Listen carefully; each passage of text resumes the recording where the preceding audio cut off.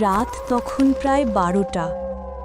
অনেক ফিরছিল শহর থেকে গ্রামের বাড়ি, একা মোটর সাইকেলে। রাস্তা ছিল একেবারে ফাঁকা, চারপাশে শুধু কুয়াশা আর ঝোপঝাড়ের কাঁপন। হঠাৎ এক মোড়ে এসে দেখে এক নারী, লাল শাড়ি পরে, চুল খোলা, মুখটা স্পষ্ট না, দাঁড়িয়ে আছে রাস্তার পাশে। অনেক থামল, জিজ্ঞেস করল, আপনি কোথায় যাবেন?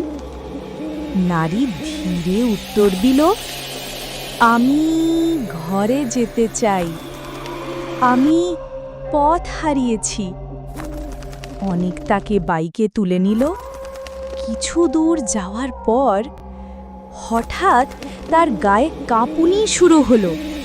পিছনে তাকিয়ে দেখে কেউ নেই, কিন্তু অনুভব করতে পারছে পিছনে এখনো কেউ বসে আছে।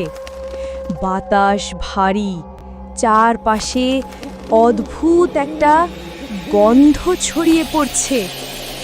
অনেক ভয় পেয়ে দ্রুত বাড়ির দিকে ছুটে গেল। বাড়ি পৌঁছেই জ্ঞান হারালো।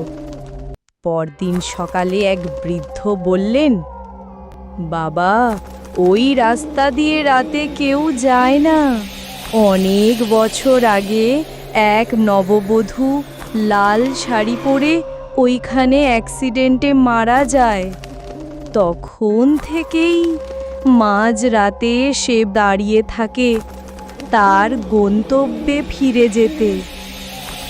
অনেক বুঝল, সে যাকে বাইকে তুলে এনেছিল সে মানুষ ছিল না। দয়া করে একটি লাইক দিয়ে চ্যানেলটিকে সাবস্ক্রাইব করে রাখুন।